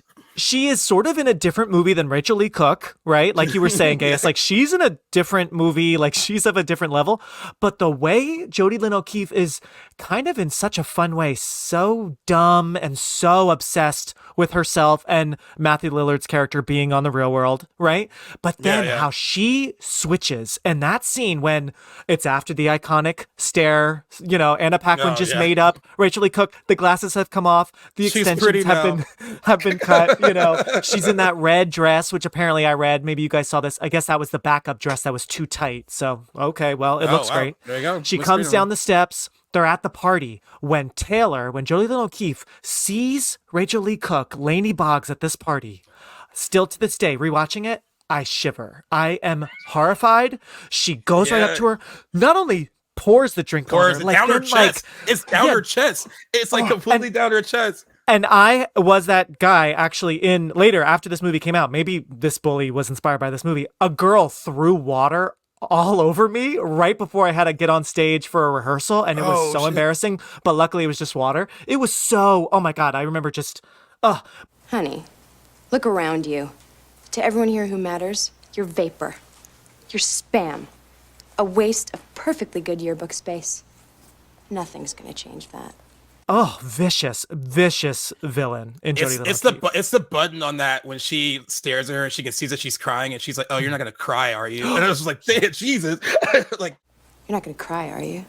Yes. She's good. She's good at being bitchy, but she's also good at being fun and dumb too. Like she kind of toes the line a bit. Like I love when she's about to give her speech and she thinks everyone that voted for her, and then she's like, "Ask for the rest of you." They just unplug her, and it's like so good. But if I had to and I'm going to say underrated only because even though the movie was successful, I think she's the underrated mean girl from these movies. I don't think people really think about her when they're like, oh, like who's a really good kind of bitchy character from these type of movies. I don't think they would think to name her until they rewatched this again and got reminded about it. So she's solid, and I think she holds her. She has fun. She has fun chemistry with Freddie Prinze Jr. too. They have really fun back and forth, that whole that jump up my ass thing is hilarious. Oh my God, yeah. And what's the line that she says to him early on when she's breaking up? Oh God, they kind of repeat it. Oh, she's like, you didn't think I would? I would leave high school still dating you, and then they have variations. Matthew Lillard does it to her. Hey Taylor, it's been fun. But did you honestly think I'd leave for All-Star Road Rules still dating you? Oh, you did? That's sweet. I know. Oh, you did. Oh, that's sweet. And then the one she says to Lainey is like, "Oh, you think you got popular for real, did you?" Right. That's so sweet. Oh, you did. That's sweet. Exactly. So they repeat it a lot. But another line I wanted to just shout out, and then I'm going to throw it back over to you guys. Matthew Lillard. It's so funny because I remembered this randomly so well, and it's when I realized, oh yeah, spit can have a smell. It's when she's kissing and licking his chest in bed as he's watching himself on the railroad, which is just so funny to me. And he's like, "No, look," and he's quoting his own lines in the reality show. She's kissing and licking him, and he's like, babe, I'm about to have a meeting, and I'm gonna smell like your spit. And I don't know why. It's just one of those lines that I was like, I was young, and I was like, wait, ew. And it's like, oh yeah, I guess spit can have an odor. He's such a diva about it too. It's like, yeah, spit all over. He really is so funny. Yeah. Just a random little thing that really stuck with me. There's good isolated moments in it, like when she is in the car crying and she's like, "He broke up with me," and then her friend's like, "Oh, you're kidding." Yep. It just as a whole, it doesn't completely work. And it sounds like we're having fun reminiscing about it. People might listen to this, they'd be like, "Oh, I think they liked it," but there are things about it that don't all flow and go together. No matter what, it's a fun ride. But absolutely, everything from the performance art scene and why would he go up on stage and then the hacky sack, and they try to make that deep. I was like, "Oh, it's not deep." Oh, poor Prinze Jr. I mean, he got through it, but I know. And poor Rachel Lee Cook having to I feel I'm sure she was wait. So after the scene, I'm not going to be what the hell was that? She's just I have to be cool with that, right? Yeah, she's like, "What are you doing here? Why are you doing?" I'm like, no. She'd be like, "Okay, that was embarrassing," but it was so weird. I thought it was cool that the big party house was the black kid's house. I don't really think you saw that a lot in these movies. And so I was watching, I was like, "Oh, that's kind of cool." That it wasn't Paul Walker, it wasn't anyone else. It was his house, and they kind of implied in certain lines that his dad was rich. His dad owns Harrison Ford. Harrison Ford, yeah. He's like, "No, I love the that line. The car dealership. So I thought that was kind of cool because I don't think you really saw that a lot. And that was a house, man. Oh yeah, yeah, that house was ridiculous, dude. I'm glad you brought that up, Gaius. for him to have the rich dad, the big house, absolutely. And then for Taylor, actually, when you think about it, Taylor in her clique is the only white girl, because then you have Gabrielle, you have Lil' Kim, and Tamara. So it was. I have to say, I mean, the cast. There's some good diversity here for sure. You know. Yeah. One other thing that I gotta talk to you guys about. It's a 2-parter, super absolutely bizarre thing. When I was a kid seeing this movie, I was floored to see my girl, Sarah Michelle Gellar, SMG, in the house. I did not realize, you would think I would. I was a Buffy fan, and I think at this time, what was it? It was maybe season 3 was probably on the air? Yeah. So you would think I would have seen the school and been like, oh, and maybe I did, but I just, whatever. So to see her sitting in the cafeteria wordlessly, and then she talks to Kieran Culkin. Why is Kieran Culkin even there? First of all, also, fresh ground pepper. Yeah, he's like not even in high school, or maybe he's the freshman. Do the freshmen have to go around with pepper? Like, what cafeteria is this? Nonsensical. No, he's going around on his skates. Also, what? SMG is there, and I was shocked. I'm like, wait, she's right there, and she's not going to say a line. I was pissed. She like hands him her plate and like walks away. Yeah. Of pizza. Fresh ground pepper.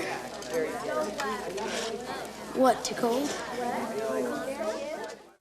And then we get one of the strangest scenes I've ever seen in my life. Like, stranger than a David Lynch movie. The pube pizza scene. So weird. What, David, what do you make of that? Why does it exist?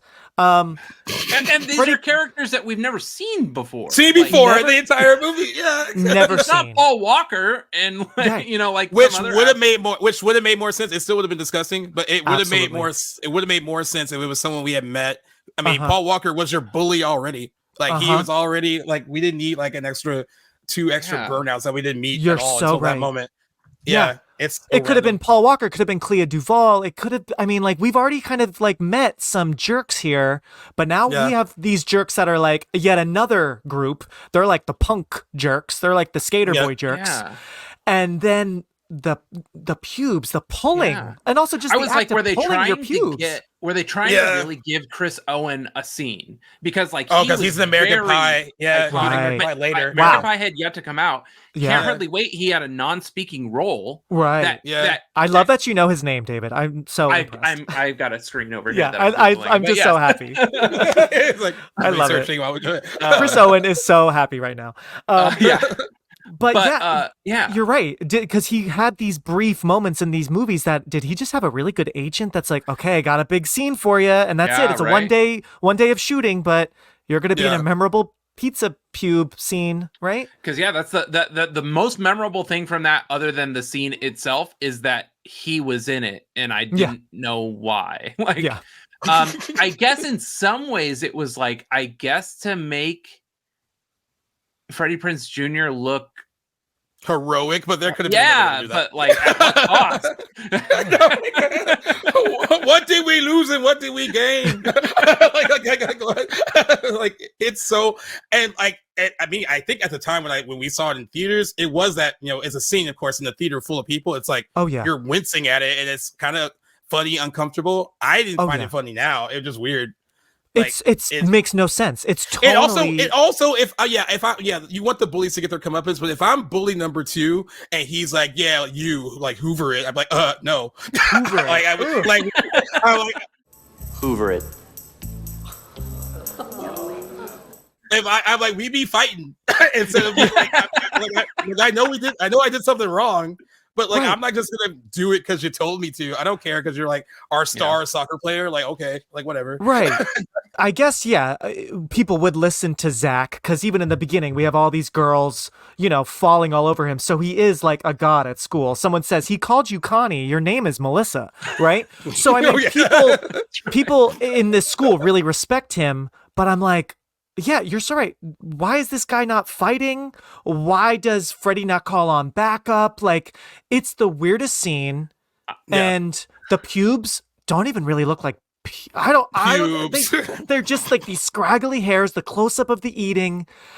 Also, why does Kieran Culkin have hearing aids? Did we ever? Oh, that find was that like out? A character choice that he made. Okay. Yeah, I don't know. Like, okay. Yeah, because don't they call him Rayman? Like one of the bullies calls him Rayman. I think you're right. Yeah, I think it's like because they're very blue collar, right? Like Kevin Pollak is like a pool cleaner, and they lost their mom. Like I think it's just to like give her a case, right? Yeah. Like she doesn't live in the big house that the guy whose dad owns Harrison Right. Ford They have does, problems. you know? Yeah. They have. Although various... let's talk about like where they live. Like that house is probably like $1.52 million. But yeah, and that I'm pretty pool is sure they gorgeous. live. I'm pretty sure they live Manhattan Beach adjacent, so they're fine. Yeah, I know. I was like, Kevin, like, did she have like an inheritance that she passed down to Kevin Pollak, or like somehow they paid this house off? Right. I need to know what's happening. And I feel like I could be wrong. Maybe you guys might have seen this too. Did I hear that in an earlier draft, her mom, like they had to kill her mom in order to give her more of an issue? Did you hear that? Like to kind of give her more of a reason why she was they sort of why she's so like no, sorry. Like they Maureen purposely no. Sadly, no. Oh my God, her mom is Maureen. Oh my gosh, that complicates things. I guess in earlier drafts she had parents, but then they're like, no, let's get rid of her mom so that like she has more of a struggle, which is interesting because that's such a like Disney thing to do. Well, I guess Disney was, they did. I guess they still do own Miramax. I don't even know. It gives her character motivation for being depressed and doing her art the way that she does and all that stuff. Right, and having her own voice. Yeah, so it makes sense. It's just kind of like, it just seems kind of like easy because so many, I feel like movies were like, oh, she didn't have a mom, you know, cut her some slack, you know. Yeah, that's why she's so angry and like and artsy. Yeah. No. With her glasses. Yeah. By the way, literally this is like we're saying the obvious, and I know they make fun of this in movies later, and you know, even since all this, Rachel Lee Cook is beautiful. Either way, stunning, insanely hot. Arguably, she's pretty. I did my either way. She's a very gorgeous girl. So I just thought it like I don't know if I thought about it too much when I saw it. I think I maybe did. I was like, that girl's not unattractive. Like if you're trying to make this girl like nerdy, I would have had a crush on like, Lady Bugs in high school. Yeah, there were a lot of people that would have been all about her, and like that's so crazy. Like. Yeah, that part that hasn't aged well at all. Like, no, whatsoever. But honestly, I feel like even seeing it in the theater, we all saw it in the theater. I feel like right away I was like, so okay, they're trying to make over this girl. It's going to be really easy. I think they addressed it like it was like more about the story than the actual. But yeah, I think they were having trouble. Like, how are we going to convince anybody that Rachel Lee Cook is unattractive? And they're like, people are just going to have to take that leap. With us. Like, put some glasses on her and make her work at that falafel place, and we will believe. Oh my God, the falafel place. That hat, oh my God, supersize my balls. Oh my God. That scene is random and weird too. So weird. But yeah, I guess there was no money in the budget to even give her a couple zits or something, like no fake acne. It's kind of weird. I feel just like Julia Roberts in Pretty Woman, you know, except for that whole hooker thing.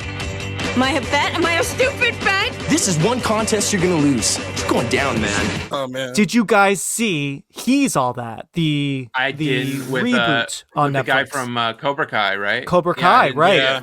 The roles are reversed. I started it. Writer. I didn't get to finish it before this. Same writer.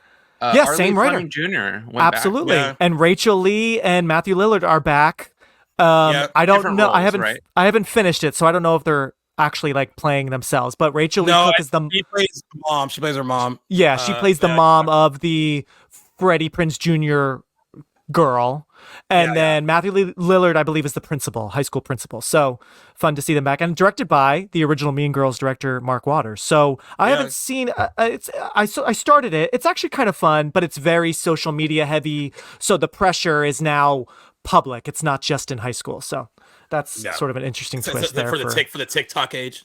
Exactly, yeah. Because I think Addison Rae, I know she's like very famous, popular. She was in Thanksgiving. She's actually pretty good in that. I thought, because like this is when you start to like we're talking about these movies that are like 25 years old now, and now there's these new generation of actors or influencers or whatever.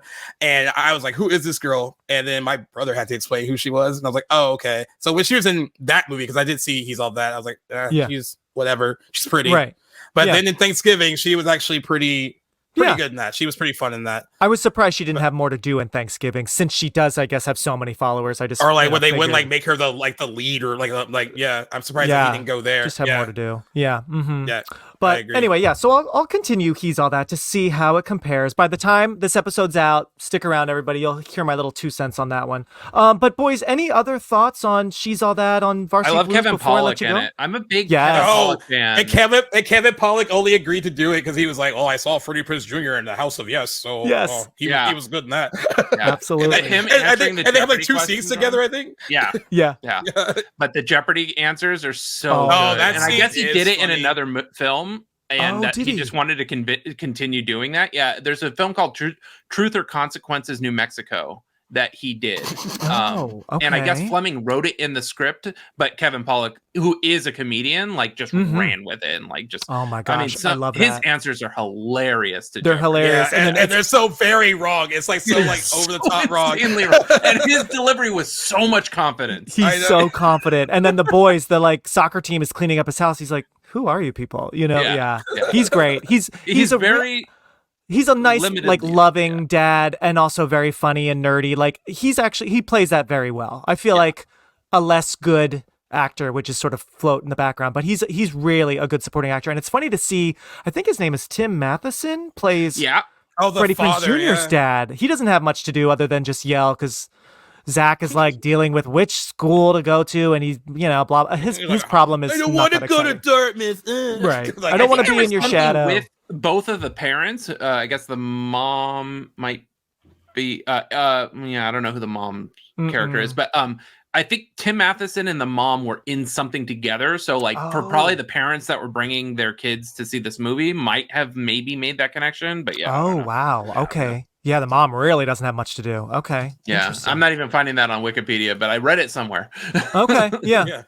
Yeah. It's actually kind of funny. I'm just realizing now Freddie Prinze Jr. and James Van Der Beek kind of say a similar line with the "I don't want your life." Like Freddie doesn't necessarily want to go where his dad. It was very similar. Yeah. Freddie Prinze Jr. also has that line that they make fun of like in every teen movie. They're like the star quarterback is always like, "Isn't it crazy how we have like 8 weeks left in our high school careers?" It's like no one ever said that either. Let me set the scene for you real quick. Exactly. And I just remember that fun rap that the guys are rapping like, and like the movie has a theme song. Like when I was watching today, I was like, oh, an unofficial theme song for She's All That. That's great. Yeah. That's well, great. and then speaking of songs, the Sixpence and then the Richer song. Yeah. It went up to number 2 when it was after it was included in this movie. I feel like out of both of these movies with their very good soundtracks, Sixpence was like the king of the castle for a while. That song was everywhere so annoyingly, they even made I think they're in the music video. I'm pretty sure Freddie and Rachel are in the music video for that song. Yeah. Oh, and then Stuart Copeland did the music. Who is the drummer of the Police, which is just hilarious. Random. That's I was like, Stuart random. Copeland, like the Stuart Copeland, and it was. That is By so the random. way, this one is definitely not a cult movie. I was surprised to look up how much it made worldwide. It was $103 million worldwide, and I was like, "Drew, that's pretty successful for a movie like this." And this also kind of continued that trend of like this was like a loose adaptation of Pygmalion, right? So a lot of these teen movies were like loose adaptations of all these so like that's really right. Because we were about to get like 10 Things I Hate About You, Tammy the Shrew, right? Yeah, and we got eventually, which was like Othello, very dark. You know what it was? It was Baz Luhrmann did Romeo and Juliet. They were like, oh shit, we got something here. Yes, they're like, let's do that. Let's do that, but let them play contemporary kids. You're so right. Yes. Yeah. And I'll just say that going back to SMG, she actually is in the end credits in the special thanks, because I watched the whole credits just to see, and I was like, I had never noticed she's in there. I guess because it makes sense. She must have been shooting there that day, we know, when did they get together? When did they get together? Because they weren't together in '97 when they did Scooby-Doo. Right, they weren't together. But I think they got together before Scooby-Oo. I think they were together at this time. Party or something. Like they were just always together. Yeah, I feel like I'm not sure. I think I read they like finally were like they got together at a party, but they must have been together in real life at this time because she's shooting Buffy, her boyfriend. It just makes sense. Like her boyfriend's working on the set today. I'm going to just be a random extra that steals all attention. Because they only have like one line that like she has one line towards him and I know you did last summer and that's it. Where he's telling the story about like the hook thing and she's like, I don't think so, Ray. And that's the only interaction that they have at all in that movie whatsoever. It's so funny. So they must have just really gotten along like on set and after if you were to think like who she would have gotten with, I'm like that Ryan Phillippe guy. Oh, for sure. Especially because then they were about to come out with Cruel Intentions. It was so fun seeing them together again, right? So yeah, kind of random, but love that couple so much. So happy they're still together. But now he's about to realize that she's a whole lot more than he bargained for. She doesn't like her $1 million makeover or her overnight popularity? What is it? That's not the point, man. I cared about her. I will say both of these, even though I have more issues with She's All That as a whole, a solid kind of gateway into what we were going to get teen movie-wise in 1999. Because I think it gets even better once you get to like Cruel Intentions and then 10 Things I Hate About You, which arguably that one being like one of the smarter ones of these movies. And then you get American Pie that summer, which kind of took off more than all of these movies. They made like so much money. So like it's a good kind of like a window into what we were gonna get. And and not realizing so much then that we were getting all these like in a row, but like looking at it now and like, you know, like I've said, doing our anniversary count, I was like, God, these were like so close together. And I kind of glad that we start with some that aren't like, they're not like the ones that we really think of as like the great ones, but they're kind of good, like to ease it into it. I think they work really well. Absolutely. Yeah, I think they were like good enough, and I think they were, you know, at the tail end of the horror revival, and more of like that John Hughes revival, and yeah, it's interesting how this ramped into. It's hard to say. Like, I wonder if movies like this had a second life on DVD after American Pie came out, because that was so they probably huge. I imagine like Can't Hardly Wait did too. Like, I mean, I feel like that took off way, because that was a flop when it came out in theaters. So like, they probably all kind of really did one on home video after American Pie did. Oh yeah, I bought most of these movies. I don't think I own these two on DVD, but I mean, even Never Been Kissed. I just got Varsity Blues on 4K. This is like the best it looks. It looks so fun. And that's what made me look good, huh? Looks really good, really good. Reach out to you, Gaius, because I saw you posted that. I was like, wait, first of all, 4K for Varsity Blues. I'm sort of surprised. What's funny and then is I was that like, you gotta come talk about it. When I get these emails from the studios, there's certain times where I'm like, yeah, send me that one. But then when I got the email for this, I was like, yeah, right now, send it to me right now. Yes, I love that so much. Because I only had it on DVD, and I was like, all right, if I can get a free copy on 4K, I'll take it. Yeah. Wow. Strippers in 4K, baby. Love it. Oh my God, it's Miss Davis. Holy shit, it's Miss Davis! It's Miss Davis! No. Did you guys? What is the better of the two? Like, that's good. That's a good question. Yeah, I mean, I have more fun with She's All That, but I think Varsity Blues is the stronger story by far.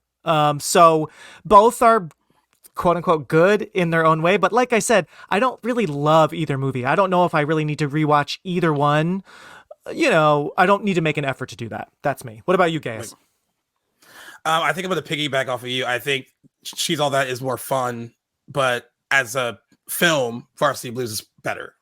And there's more attempts to kind of go deeper than just it being a teen film. Like we mentioned all the stuff about the whole like pressure from like the parents and all that stuff, and you know it has deeper themes than She's All That, of course, but so I think it's Varsity Blues is a better movie overall, but I also probably won't feel the need to revisit either one like anytime soon, right? Yeah. How about you, David? I mean, I think I touched on it earlier, like way at the beginning. It's like, I think Varsity Blues like took bigger swings, and I mean, you know, what's his name was right. Like, it's kind of a shitty movie, like She's All That, and they did what they could. But they fooled us. But it's fun. It's fun because we went. Yeah, absolutely. I think if She's All That was set where Varsity Blues is set, I wouldn't have so much fun with it.